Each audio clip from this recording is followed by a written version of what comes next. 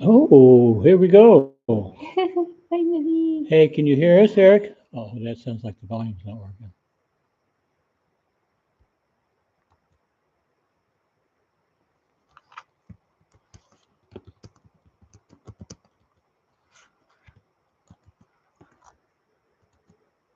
Hello, hello. There it goes. Okay.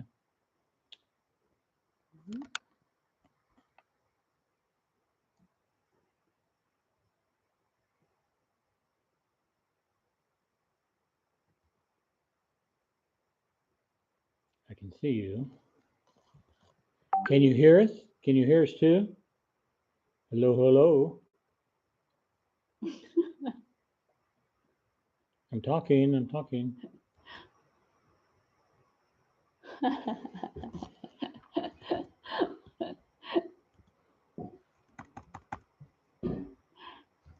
Thank you, Eric, for your support. Yes, thank you. Mm. Thank you. Okay. So, a new camera set. There we go. Okay. Let's make a prayer first. Just the first one, not Now, everything. Go ahead, lead it. deep breathing.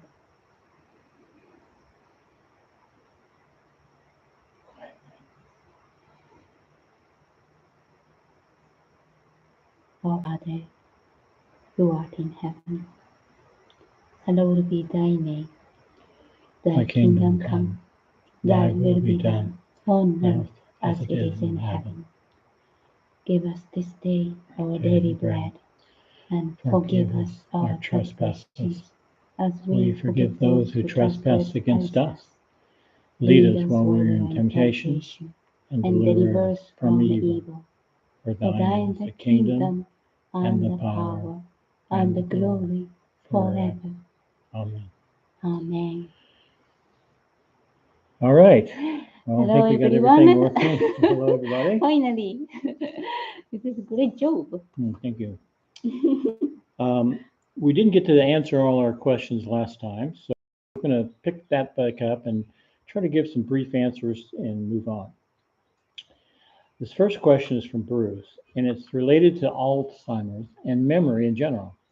I realize that every significant instance of illness or disorder has a backstory that is specific to each individual case and worthy of a page or two in that individual's book of life. But generally speaking, what is the karmic cause of memory loss? Perhaps most importantly, what is to be learned from experiencing and taking care of those who are experiencing?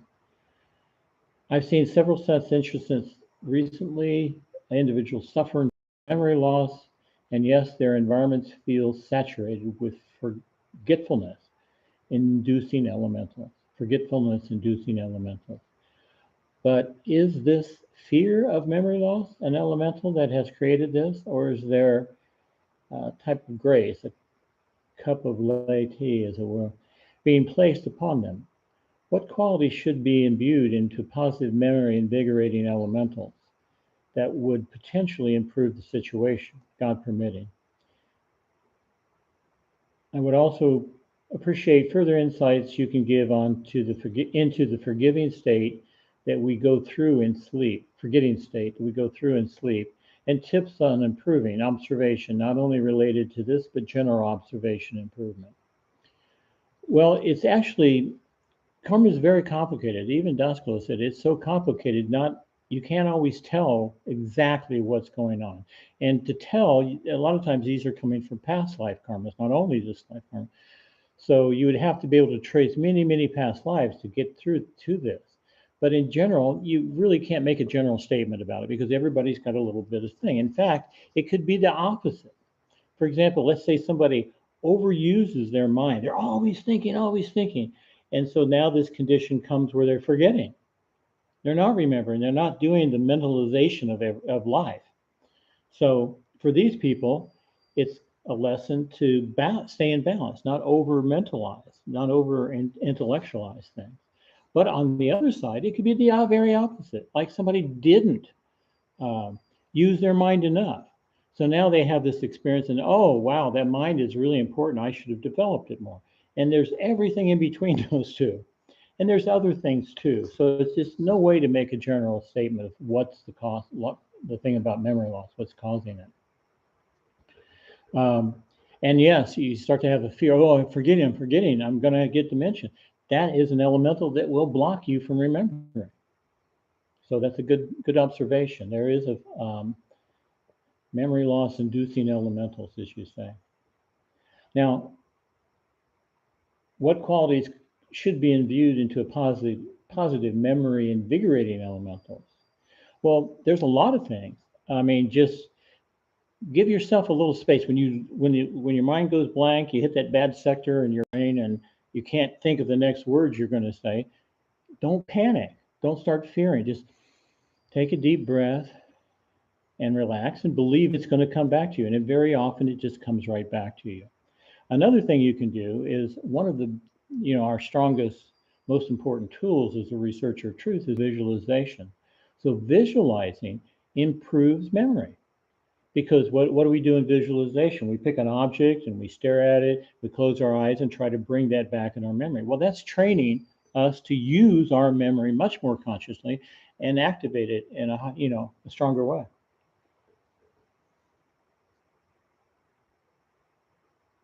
About forgetting as we go to sleep. Um, Everything we're teaching here is going to help with that because you're not going to be more awake on the other side than you are here. So the key is to become awake here, become alert here, remember things here, and not just go through life subconsciously. If you do that here and improve here, it will translate over to when you're in the psychonoetical plane. Mm-hmm. Yeah. Mm-hmm. About the symptom of Alzheimer, what we call Alzheimer, it is caused by the damage of the function of material brain. Actually, the noetical body, what we call noetical body, the body of our thought, is in a fifth dimension. But by thinking, we can concentrate energy into our brain, and then thought is created. So, if the function of our material brain is damaged or dysfunction, it doesn't work well. So, without our knowing, we are living in the world of duality, right? So, without our knowing, we already subconsciously, when we think something, when we use the thought, we compare something and something. And we try to understand, recognize something by comparing something with other things. So it automatically happens. So we don't notice it. So if the function of the material material brain is something like battery, but the life energy is from above. But if the battery itself is broken, they can't compare these things and that thing, which means they can't think, they can create a thought. So that's why their psychonoetical body is fine, the people in Alzheimer, fine. But the connection between their noetical body and their material brain doesn't function well. That's why it's caused. So yeah, that's why it will be the symptom is created. So the method, for example, if we remind them something what they used to be or what they used to doing, as a habit, like music, their favorite, if we perform their favorite music, or if they are the dancer, if they try to dance or try to let them, hear or show their the dancing which they were doing before, then they tend to connect it with the memory which they remember, and the brain start to activate a little bit, but there is still a limit. Hmm. This is my understanding about Alzheimer and memory loss. And most of the case, it is caused by the learning experience. The people, not only the people, those people, the, this experience is created for the learning experience for other people around it, like a family or friends, or the people around them too. So there are lots of meaning behind that. Anastasia asked, can you show us what Dascalos meant when he was explaining materialization and when he said he took the noetic idea from imprint form to synesthete form to kinetic form to subtler? I think you skipped another question. No, there's Bruce and here's Anastasia. I answered all those. I answered that, Aki. Sleeping, I did. improving I observation. did answer that. Oh, okay. Then I didn't. It's okay. Then let's move on. I didn't touch this part, Oh, so okay, let's start over. Can you show us what Dascalos meant when he was explaining materialization when he said he took the noetic idea from imprint form to sensate form to kinetic to subtler? Well, first of all, it's not imprint form and sensate form. What Dascalos was describing is how he or the archangels, when they do creation, it's the same process. They start in the state of beingness, and they dress that form, let's say, with the various ethers, and lower the vibration down till it comes down to the noetical plane. Then lower it more, it comes to the psychical plane, and lower it even more, then it becomes materialized, gross matter. So those aren't the forms; those are the energetic components dressing the forms. And so now the rest of the question is, what are the subtler forms? Well, in this case, you're saying the etheric, magnetic, and ethereal ethers, or something else. Yes, that's exactly right. The ethereal is the highest vibrating. It's in its highest vibration. Its lowest vibration, it's the etheric double of the material world. So in the highest, we just call it ethereal. It's so far beyond, and also below that is the magnetic and electric. We live in an electromagnetic universe, and right now the magnetic field of the Earth is dimming. We're getting lots of northern lights down lower. There's lots of stuff happening. Our whole world, the whole universe, materially, is electromagnetic. So she's asking, is the Ida Pingala, those two currents on the spinal cord, not the Kundalini, is that the way to train the electric and magnetic ether? And what is that training? Yeah, that's one of the forms. We're actually doing it with all the visualizations, all the practices, but that's a very strong one when you do the caduceus of Hermes with the two serpents going up the spine. That's a very strong one. Mm-hmm. can you go one by one? Otherwise, it's gonna be confused. That's just one question here. Yeah, consists of two questions. And I didn't read this one yet. I just read the first one. Ida and the Pingala is the different matter subject. It's okay, but can we go one by one? So the question. First one is about the materialization, right? Just go on and answer your part. I'll Yeah, stop. yeah. Just let's go one by one. About the materialization. Yes, you're right. The subtler form is subtler function is the those three ethers, nature of the ethers, those three nature of ether.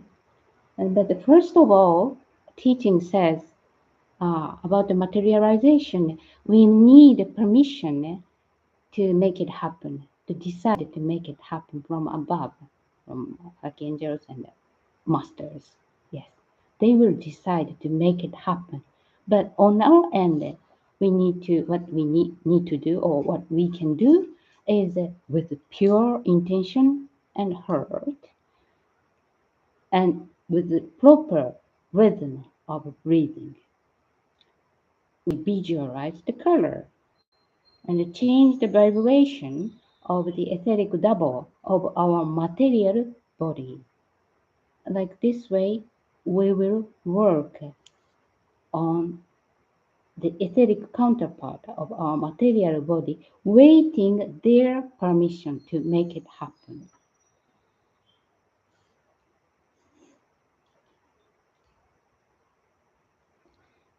And also, the very important essence is by doing this work, we need to raise up our self awareness, self consciousness as our real self.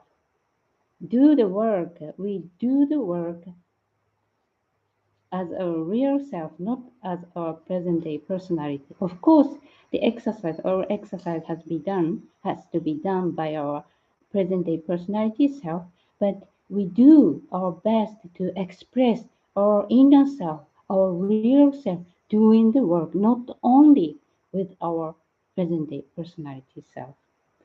So, like this way, unfolding I-ness or self awareness, divine self awareness, we work on the exercise and wait the permission from above.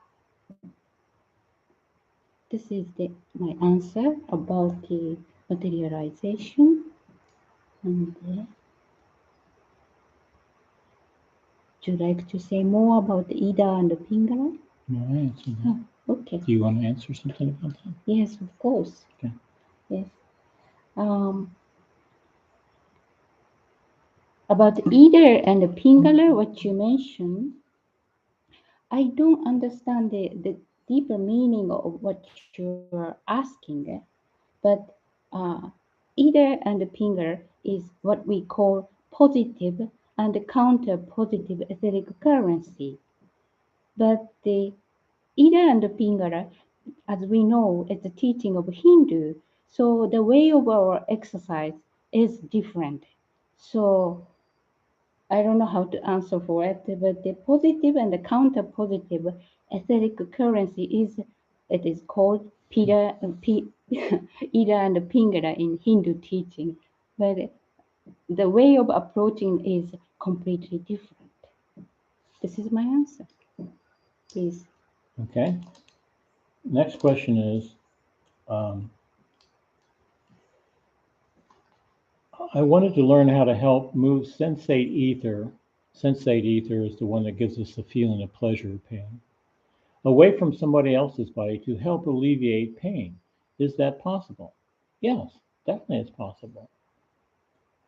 From my own experience, I've witnessed it many times.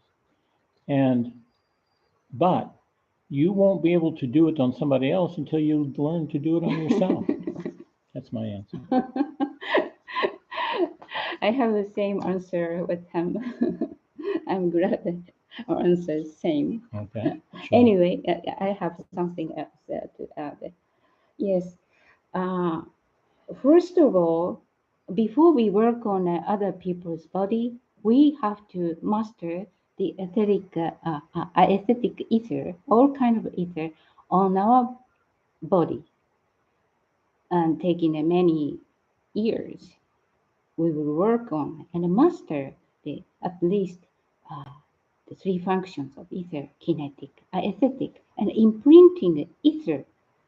And along with doing this exercise, we unfold our willpower as our real self, and we execute divine willpower as best as we can and express the function of ether more skillfully. So, answering to your question, we have the exercise to train our aesthetic ether. Of course, we have to start with the basic, exercise which we move around, move about in our aesthetic counterpart of our material body. But we have the exercise to concentrate on one point of our body and just focus on one point, a certain point, any point is fine, you can select it, but put our attention, concentration for a while without feeling any other body parts. And that way, we get used to handling the aesthetic ether, and the more we get used to, control this ether, then we work on to feel our head center inside and also outside. And we practice to extend our self consciousness from inside of our head, outside of our head, and slowly train ourselves to extend ether outside of our body. And after many training, finally we will start to work on the other person's body. The willpower, again, willpower is also much relating to this work. I wanted to learn how to help move sensate ether away from somebody else's body. So we discovered that one. Now the next question is there a way to reduce sleep requirements, like to 4 hours, like using etheric vitality instead?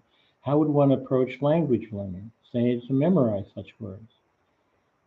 Well, as far as the sleep requirements, there's a lot of people who know nothing about etheric vitality and they've trained themselves to hardly sleep at night.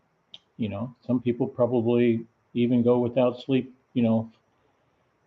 maybe 2 hours. I don't know. I know some people 4 hours do it and they know nothing about it. They just trained themselves to do it. So they got in the mindset to do it. But yes, the more etheric vitality you can take in, the less you require from food or sleep. Mhm.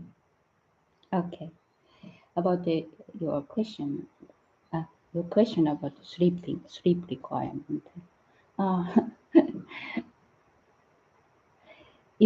the sleeping time is for archangels kicked or presented personality out of our material body, and they are fixing our material body during our sleeping.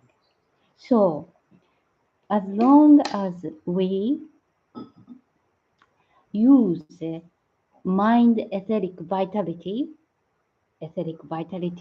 with reason without abusing this life energy for miscellaneous unnecessary thoughts or negative thoughts or feeling or whatever.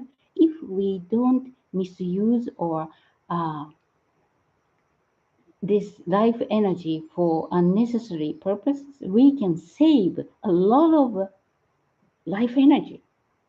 So if we try to live our daily life peaceful, loving, reasonable way, then you don't need to waste the life energy for us to sleep and fix our body. So if you want to save your sleeping time, then my recommendation is try to use the mind etheric vitality with reason, peaceful way, loving way, and save the energy, create a mind light saving mode, then you might be able to reduce the time of sleeping. This is my advice.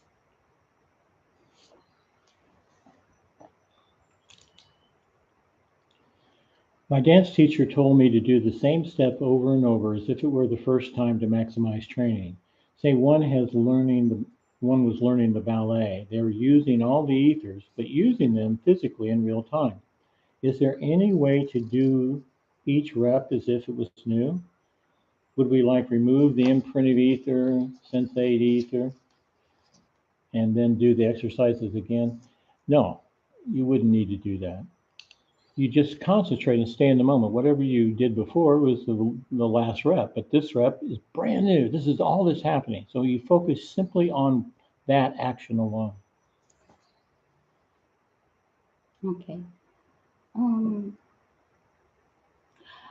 your dance teacher's teaching is really mentioning about the teaching of the universes, because whatever we try to do, whatever we already made using the kinetic, aesthetic, and the imprinting ether, we can't erase or get rid of it. Once we make it using the ether, it will be preserved. So we can't delete it, but we can deactivate it, which means we can defocus on it, and we can focus on the new image, new creation, 100%. By doing so, we can create a more and more image, getting closer. We can get closer to the perfect ideal image of which we want to manifest.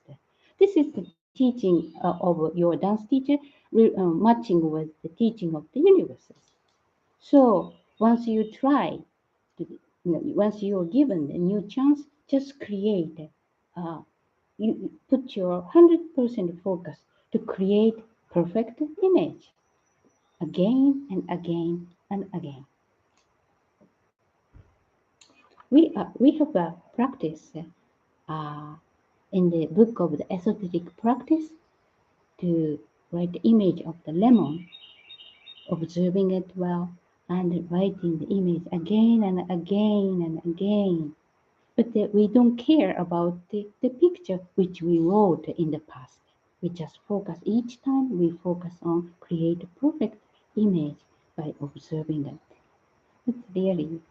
That really makes sense. If you have time, please take a look at the page of the esoteric practice, the exercise of lemon.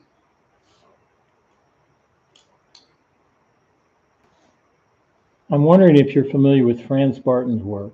He was very much teaching this electric and magnetic principles for enlightenment and healing purpose. Would love your thoughts on that. And are you familiar with Neville Goddard and his work? For example, his teaching on the law and promises through his visions.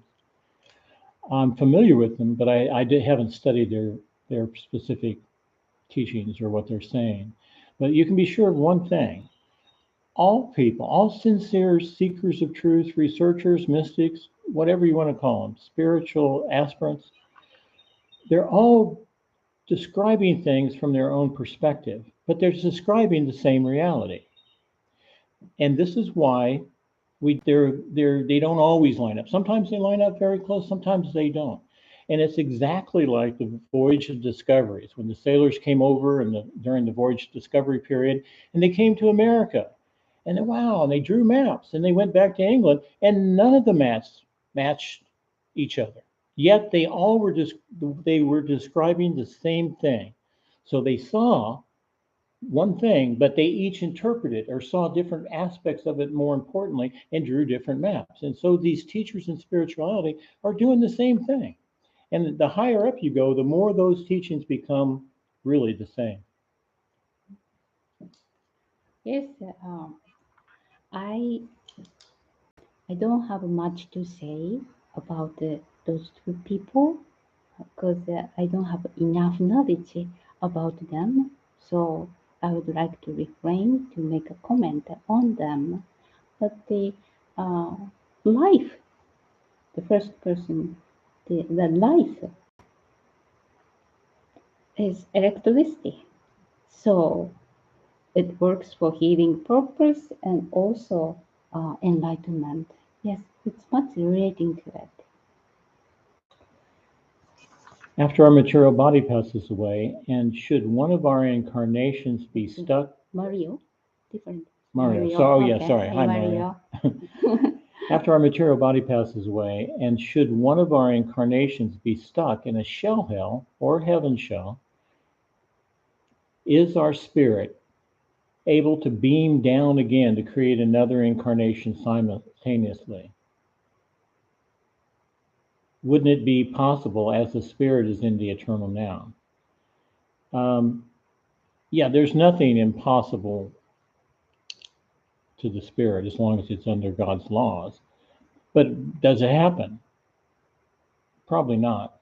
Dasclos said it was possible, but does it happen? It's unlikely that it would ever need to be happen. It wouldn't need to happen. And as soon as you pass away, don't think that you're in another incarnation. You're still in the same incarnation.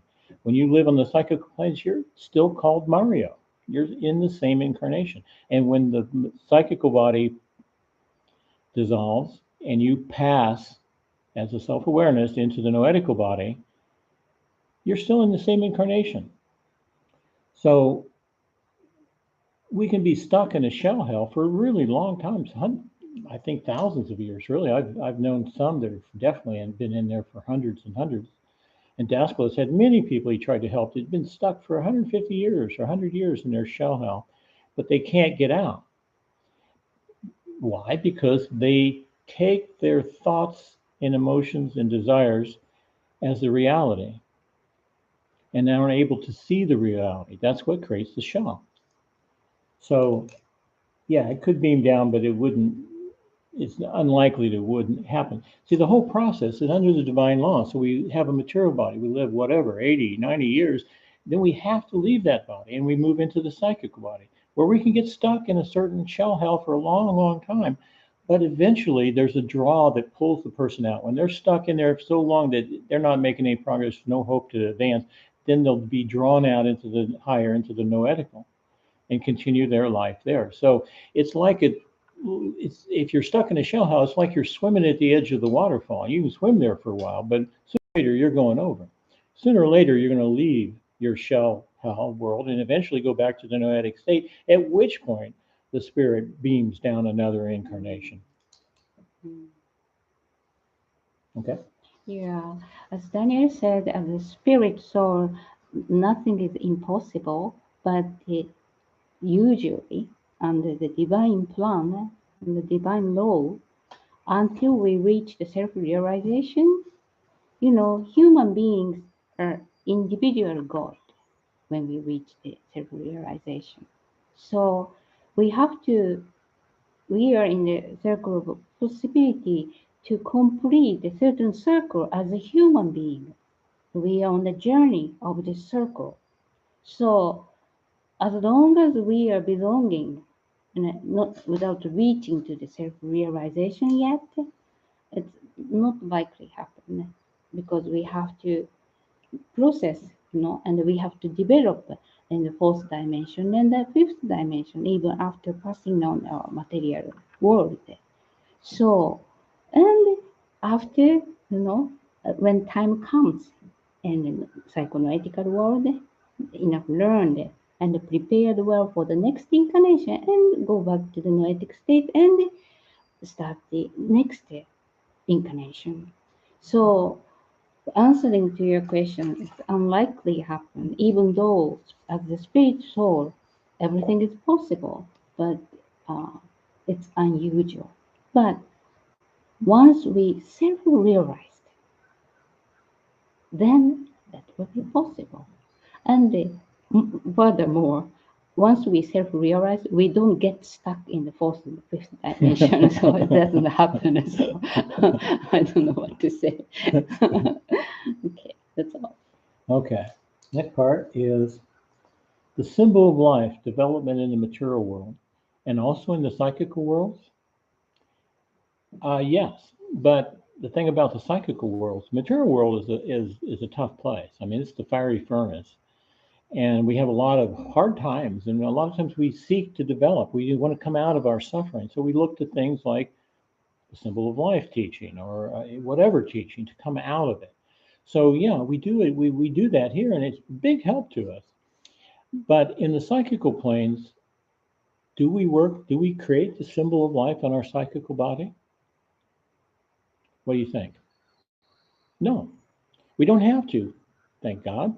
The archangels are doing that for us. They build it on the psychonoetical bodies. Our job is just to make sure we can really build it and install it, if I may say that, on our etheric double of the material body.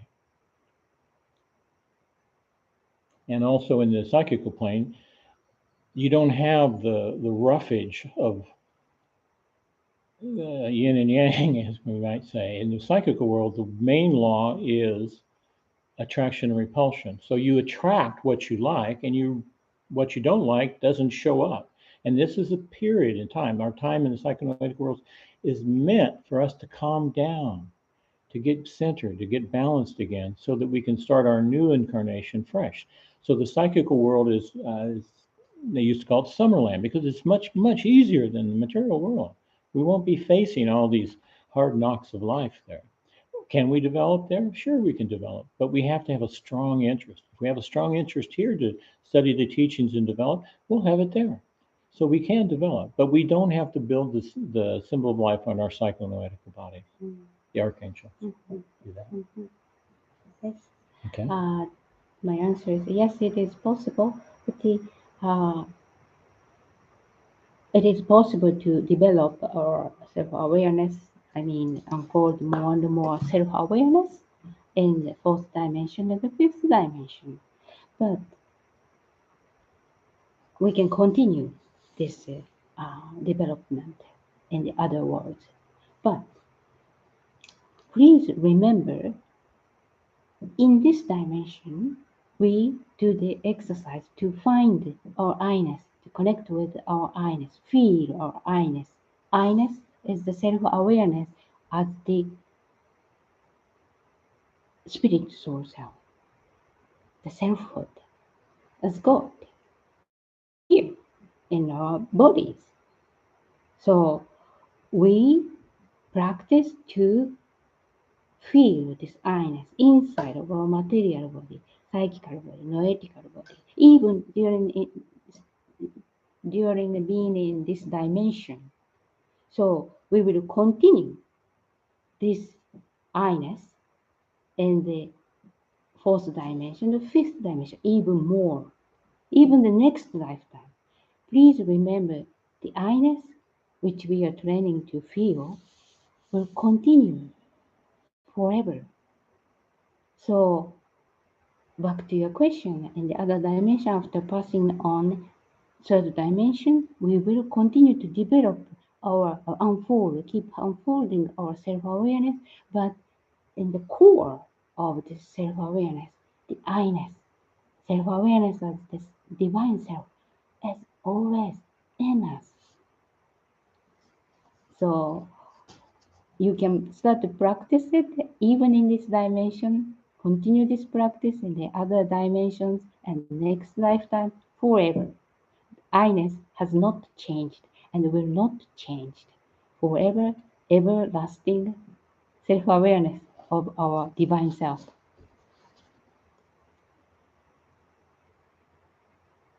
Is our total self-awareness attained only in the material body?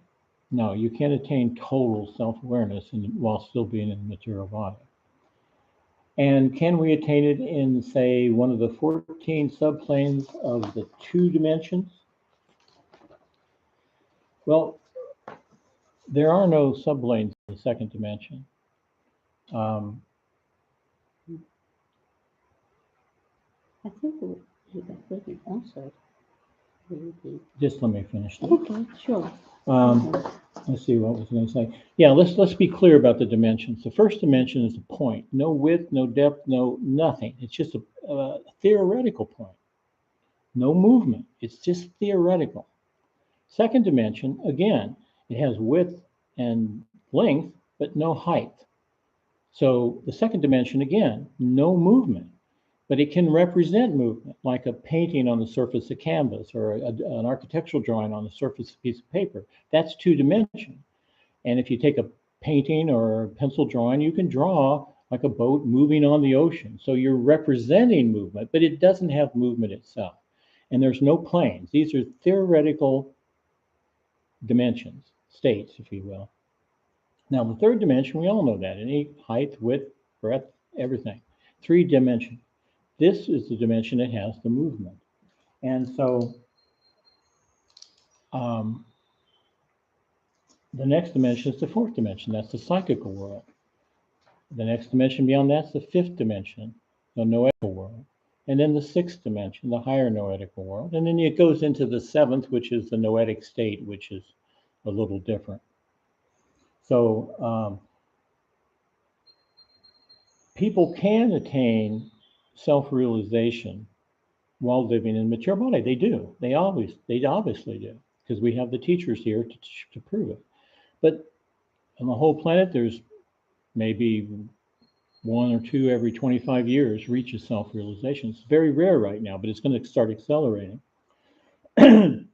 So, but that self-realization is not the total, what do you call it? Total self-awareness. Total self-awareness is you in theosis, you in the unity with God. That's the total. That's the total awareness. That's going to be your total self-awareness. So in the material level, we can have self-awareness all the way up to self-realization of the inner self, or the permanent personality, as Daspalis calls it. And the next self-realization is the pure soul that's not in the worlds of existence. And finally, the spirits. So total self-awareness is only possible, total, and I'm using the word total, is when we merge back to God, because God is total awareness, right?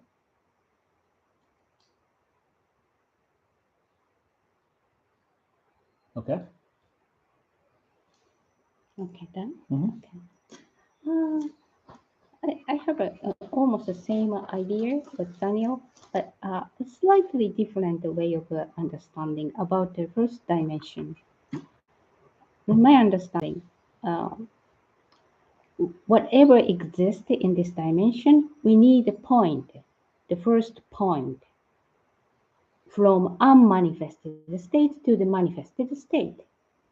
So this point belongs to kind of undimensional, but it's already manifested. So it's the beginning of the first dimension, but also this dimensional, we can say. But from this first point, along with the time, it moves on. Then it creates the line. This is the length. This is the first dimension. And but the first dimension, which is consists of lots of points. Then once this point move, creative life force, move on to the one direction, the same force in the same direction for a certain period, it creates the surface, which is the second dimension, flat surface. It's a conceptual, as Daniel said. And next, this surface, flat surface, consists of lots of points, move to the certain length with a certain period with life force. Then it creates the cube space. This is the third dimension which we are having now. And the next dimension, we will lose the sense of this space. And then we will, but we still have the concept of time and also the sense of the place. That is the fourth dimension. And the next dimension, the fifth dimension. Fifth dimension, we still have the sense of the place, but we don't have the sense of the space, and also we lose the sense of the time. Everything's going to be the series of the event. We lose the sense of the time in the fifth dimension. And then we will move on to the sixth dimension. And there, at the state, we are getting lose the sense of both time, space, place, time. And the seventh dimension as a noetic state. This state is the certain state. Of course, we don't have the sense of space, place, and also time, but it's a state of divine. It's a static state of divine. And this state is here now, in and around us, everywhere. So, back to your question, how we can ascend the dimensions? We practice, as I said before, we practice to feel and find our I-ness, which is the selfhood of our divine self. And even doing whatever we do in our daily life in this dimension, we try to feel this divine self in us, disentangle our emotions and thoughts or lots of activities by the present day personality from I-ness.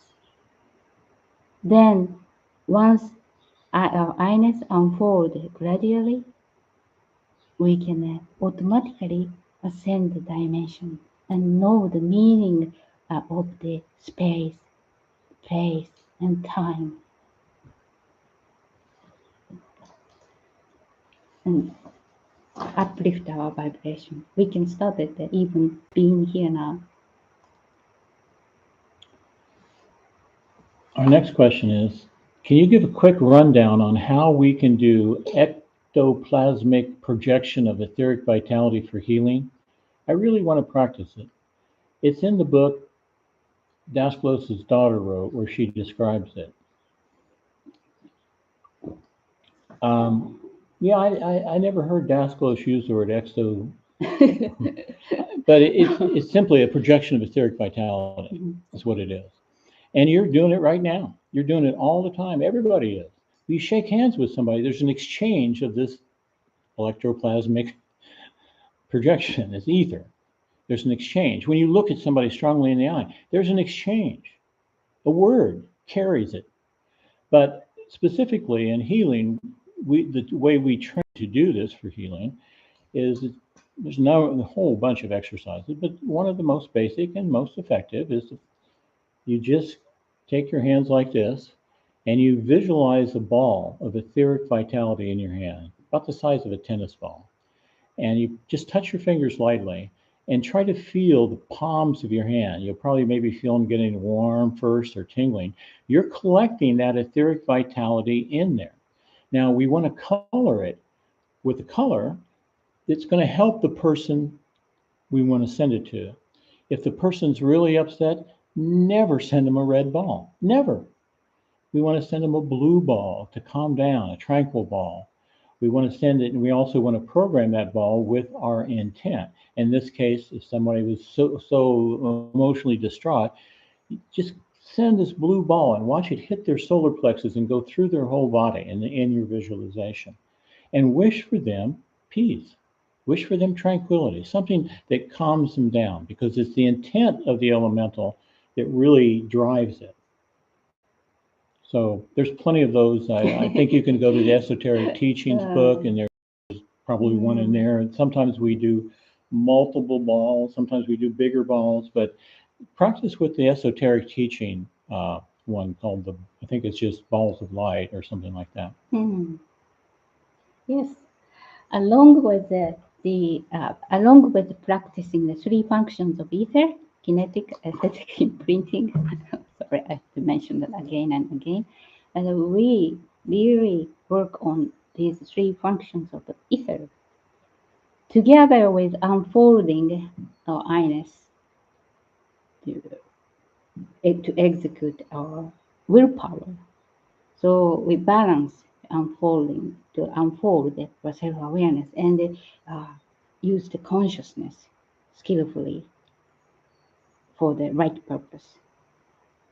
And after that, using the willpower, well, we project it for the healing purpose. I try to find which one is good for you, but we have so many good lessons, good teaching, good CDs. So please research by your own about the healing of our or about the light body. It says light body exercise, so you can find it very easily. So many good practices and teachings which is available in public. This next question is from Anastasia, and basically she just restates the questions we've already asked from last week about the way to move sensate ether to alleviate pain. But she asked one other question at the end, and that is, what is rhythm in the spiritual point of view? Rhythm is harmony. It's simply harmony.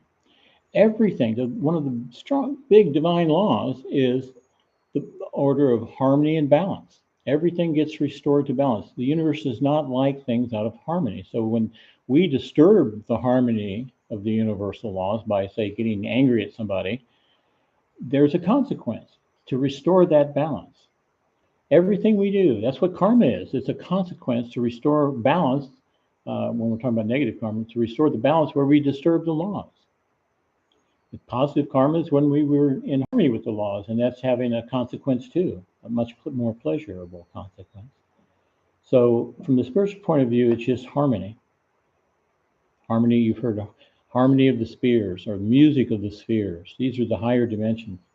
And there's harmonies, and there's music. You can listen to it. It's most delightful music, but it's not like singing music. It's like a blending of tones, beautiful tones. Okay. See, we answered all these before. Yeah, so I now think that's so. the only one. So now we're next go to here. Yeah, I think we already answered it. So let's move on. Okay. Amy's question. Amy. Hello, Amy. Hi, Amy. You're saying here in a previous Q&A, a prediction by Dasklos regarding world changes to come.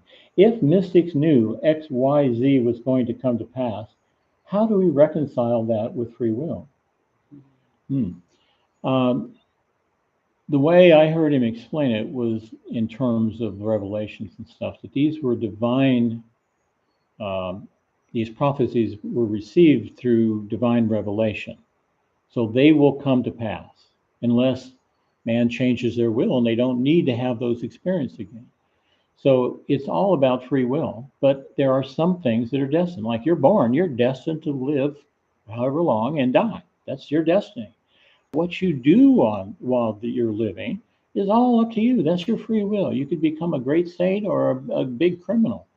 That's free will. But destiny is you were born, and so the destiny is you will die. You'll pass out of this mature body. When I say you, I mean your body.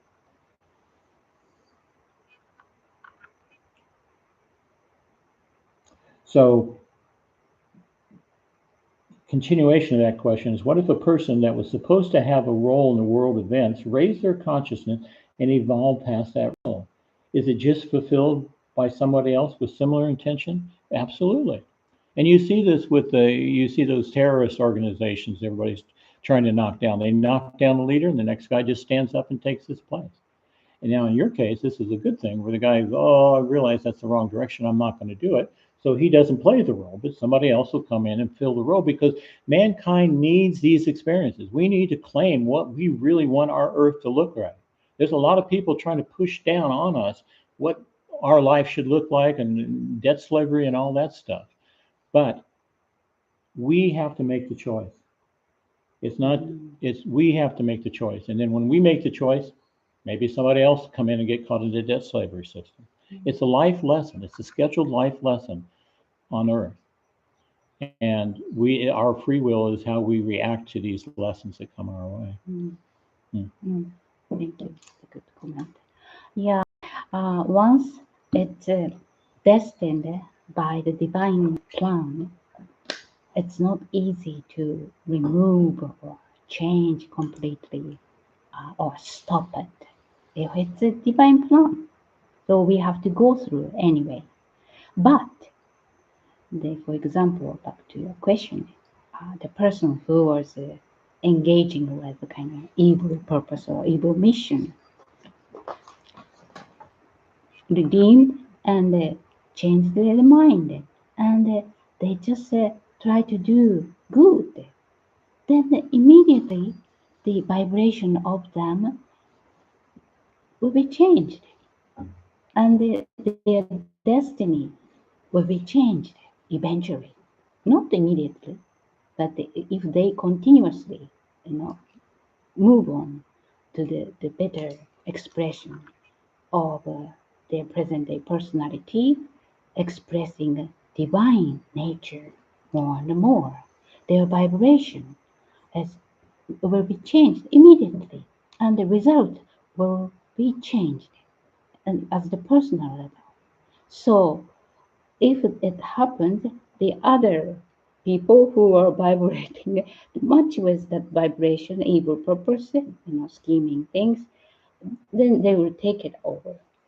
But if we follow this universal truth, if the majority of people really uplift our vibration by thinking a little bit better, of future, a little bit loving the expression we choose and we express, if we do that all together, then we might be able to influence the result or the process of what we are going to go through as the event. Might be we can't change completely, but we might modify or influence the event in a better way. So we still have much possibility by raising our, by uplifting our vibration, by expressing nature of God, which is love, peace, and wisdom in our daily life. So let's be in the light. Let's live in the light and express light as much as possible, whatever we are given in our life, especially now. Let's live in the light.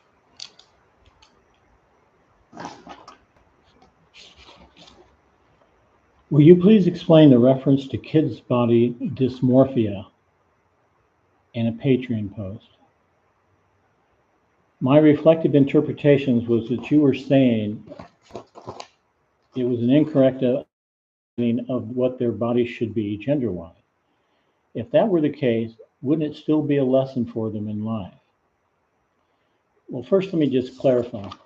Dysmorphia is not confusion about gender. Dysmorphia is when a person gets over fixated on their appearance, some part of their appearance. Oh, my nose is way too big, and it just over focused on it. And they think everybody thinks their nose is too big, and it may or may not be true. That's dysmorphia. Dysphoria is when they are confused about the gender. So let's be clear about that. So when you say, isn't it a case that would still be a lesson for them in this life? Absolutely, a very powerful, important lesson. Or are you saying it's an incorrect notion? Yeah, it's an incorrect notion, but it's a powerful lesson too. And the reason I call it an incorrect notion, I'm probably going to get a bunch of, I don't know, flame mail on that one, but it's an incorrect notion because it would imply that God made a mistake, wouldn't it? God doesn't make mistakes. Humans make mistakes, but God doesn't make mistakes. So if you're in a body and you feel more identified with the opposite sex, it's a time for deep introspection and studying, and not for chopping body parts off. And I'll go ahead and finish this, and then we can go to the next one. Then the question continues, what about the biological differences for someone who have a combo of XXY or YYX chromosome, which affects their gender identity as well? The vast majority of people have 46 chromosomes, and in females they're XX, and in males they're XY. There is a case where it's rare, but some people get an extra chromosome, and they have 48 chromosomes, 2 extra chromosomes. So, which means that, for example, in a boy, they get another X chromosome. They get a Y chromosome too, but they get another X chromosome. And that other X chromosome somehow inhibits or the development of male testosterone, making them feel more male. And so the development is a little different than the other people. They're either late or maybe it doesn't come. That's a physical, you know, thing that's happening to the body. That's not a mental thing, but it probably was caused by a mental thing actually, because whatever happens, it can't happen if it's outside of God's will. Mm.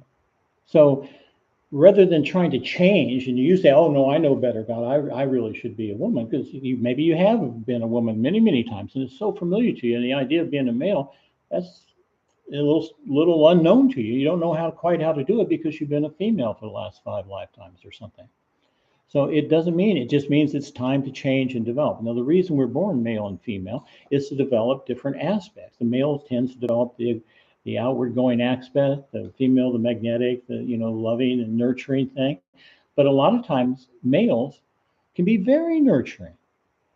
And so they don't need to be a female. In fact, there are some people who have only been male because they developed, there's a lot of reasons, but one thing, they develop both sides. They develop their nurturing side too, and not just the male go out and do the stuff. So, so this extra chromosome just inhibits the development of that male characteristics. But again, it's time for introspection and studying, and not time to do anything drastic. Since this is a very delicate and sensitive matter, so let me have enough time to explain well. I myself don't have any judgment transgender things, but I see current symptoms of the people are more and more, uh, how can I say, uh,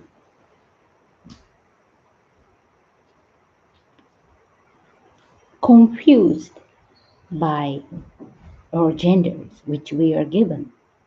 I see it confusion and also, how can I say,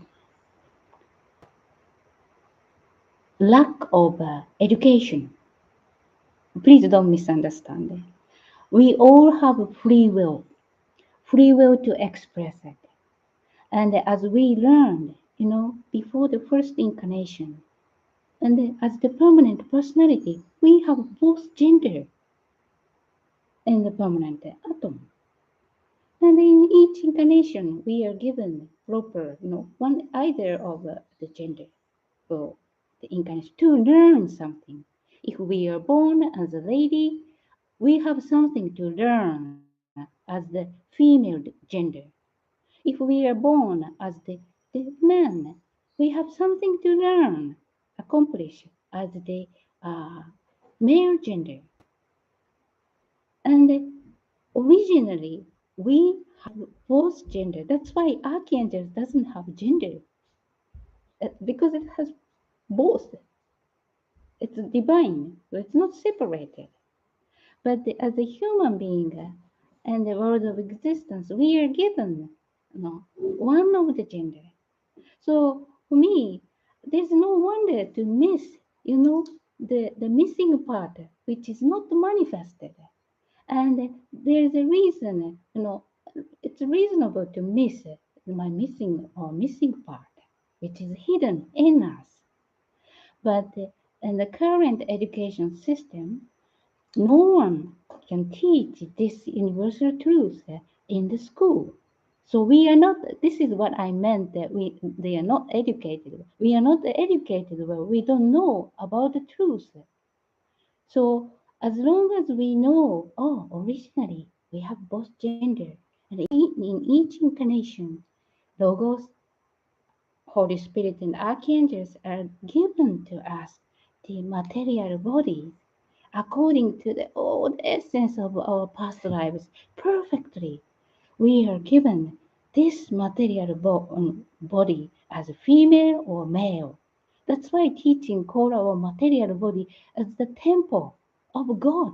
God means our spirit soul.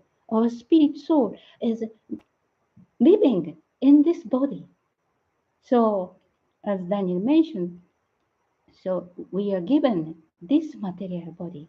We have free will to change whatever we want to, fix by our own thought and emotions. But we also have a choice if we know the truth, if we are educated well about the truth, how human beings' body is created. Then we have a choice to respect what we are given originally.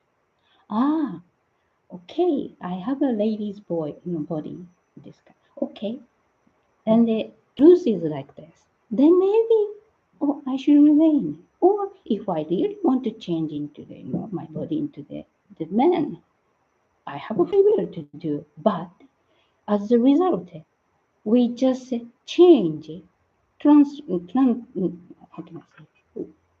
We will work on what we are given, right? So destiny, of course, will be different.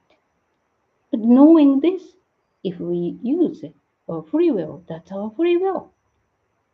So for me, answering to this question, it's a confusion and the disharmony of the material body and with our psychoanalytical body. But as long as we are well educated, knowing the truth, which we are not given in the, not educated in the school, then we will have much choice and will be much harmonized. This is my hope. So I have no judgment of people. Each person will decide, whatever do on their material body, but we also have responsibility to take care well and appreciate our material body, which we are given from above perfectly. And again, for those who wish to act on being transgender, have their naughty bits come off and pay Big Pharma the rest of your life for the drugs you need for that, that's allowed because if you can do it, God's allowing it. But there's going to be a lesson in it. There's some big lesson in it. And I'm not saying that lesson's bad or I'm saying the lesson's good. Whatever it is, it's good because it's going to help that person step to the next level. So even though it's allowed, and maybe it's you're going against God's will, there's still a lesson. We get a lesson when we go against God's will, and uh, we make no judgment on people that choose this. But I will make this comment: they are being unduly influenced by the media about this. There's an agenda behind it. The next question is, Can I missed one part to what I would like to say, so I would like to add a little bit, okay? Mm. As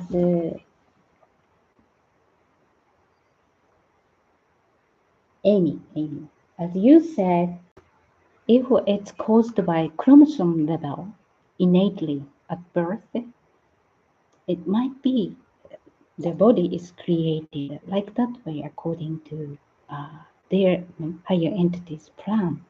So they might have the lesson by giving by being given this body. But he mentioned a little bit.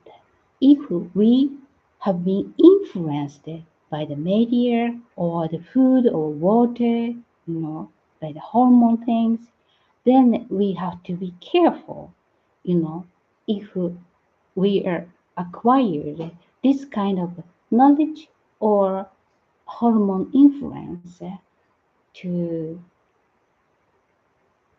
our material body, we have to be cautious mm, on that.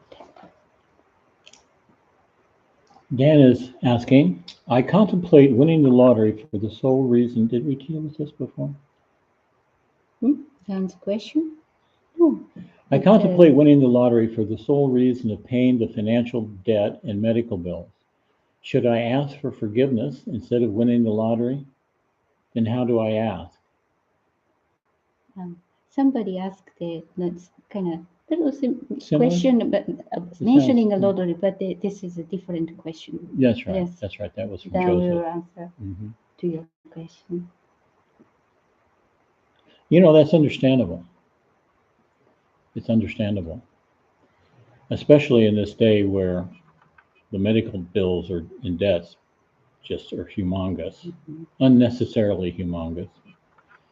Should you ask for forgiveness instead of winning the lottery? I think if it was me, I would ask to be shown the way to overcome the financial problem of debt and medical bills, to be shown the way. You could ask for forgiveness, but what are you asking to be forgiven for? This world is set up where the medical system, it's a money thing, it's a big money thing. So uh, don't be hard on yourself because you've got caught in a system that just basically heaps debt on us, on you. So it's like I said, if it was me, I'd just ask God to show me the way to overcome it. Mm, mm, mm. Yeah. Teaching says, ask the kingdom of heaven, then you will be given everything. So if you have something which you have to cleanse or apologize or clean up what you have done about your dad, please do. Cleanse yourself, clean yourself, but not too much blame yourself in the past, what you have done in the past. Please ask divine self in you to cleanse what you have done before, but you are living in this present moment. Then find your I-ness. Please find God in you and feel, we call self-dignity, divine self-dignity. Each one of us as individual God, ultimate level. We can express the nature of God, which means almightiness. So everything is possible if we realize that who we are.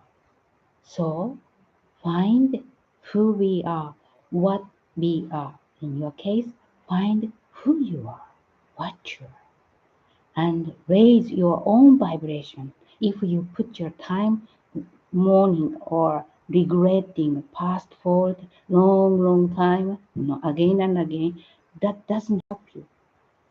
You have a debt, you have lots of medical bills, but you are living now. You have a better future, which you can start from now. So connect with your I-ness and trust your the divine self-dignity and have faith and do whatever you can do. At the beginning, create a visualize a creative thought. At the creative thought, create a vision. All your medical bill is gone. All your financial debt is gone. You are not engaged with the old debt.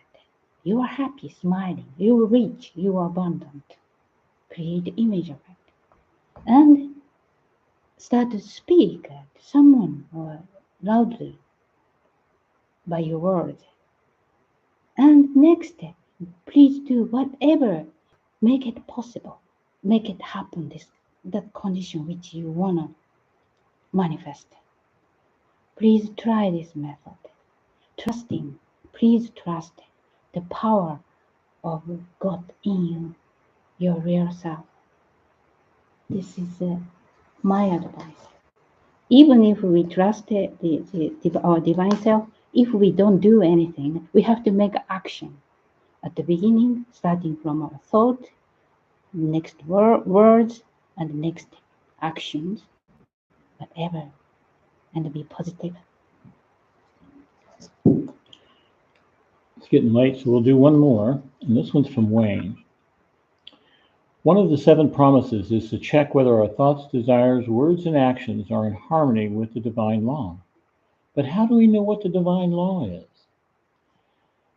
Well, first, let me just say, it's when it comes to checking our behaviors, it's not that hard to find out what the divine law is. Everybody has the truth of this programmed into them. For example, you have a little 5-year-old kid and he smacks another kid and steals his cookie.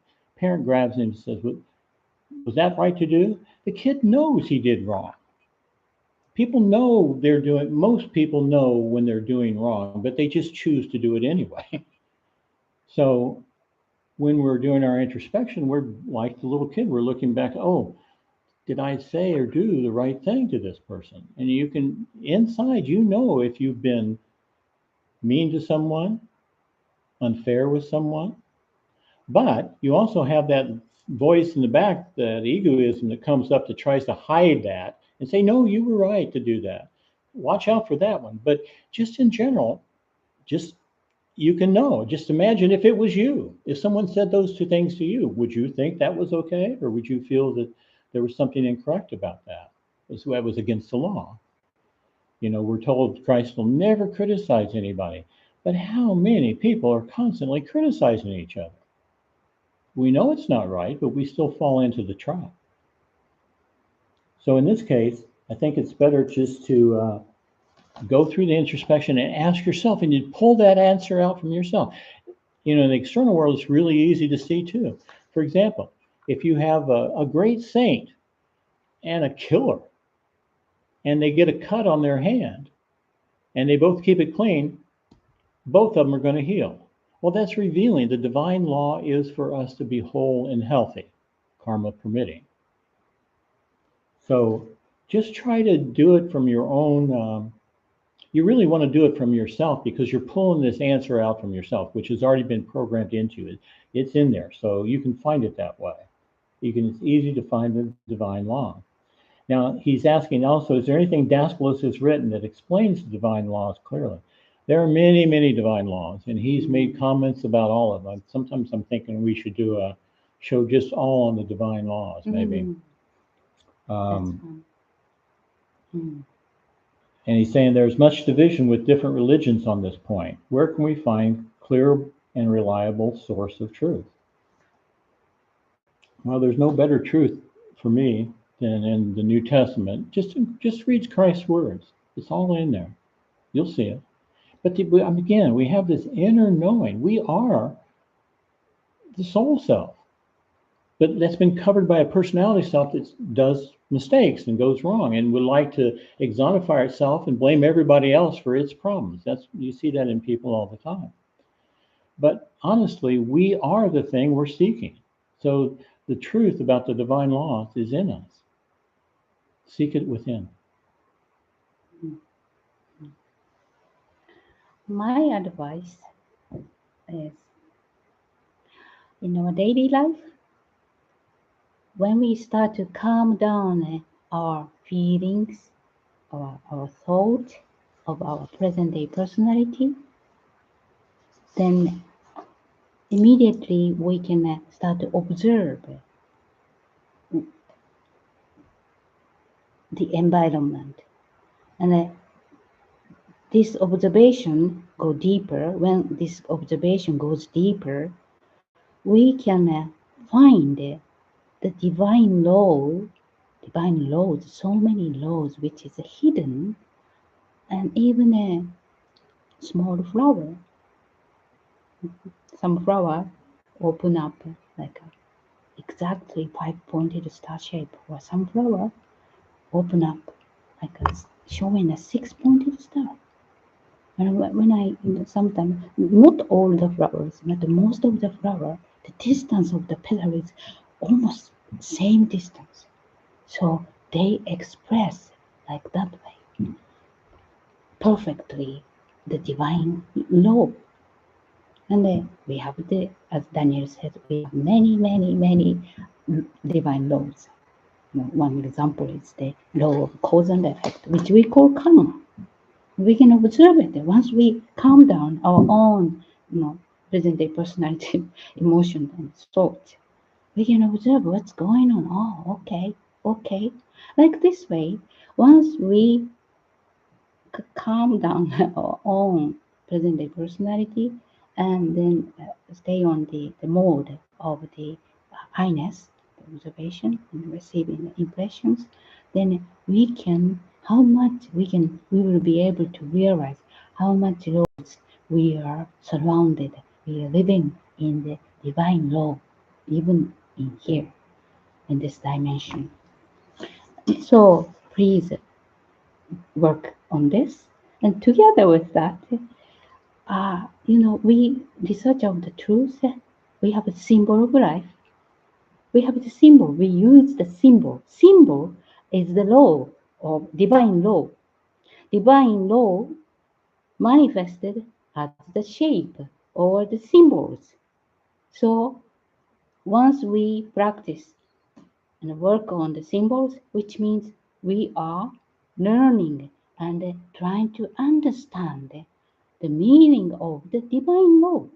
So all what we are doing, work on the symbol of life or meditate on the symbol, simple symbols. All symbol is the law, divine law. So this is my advice.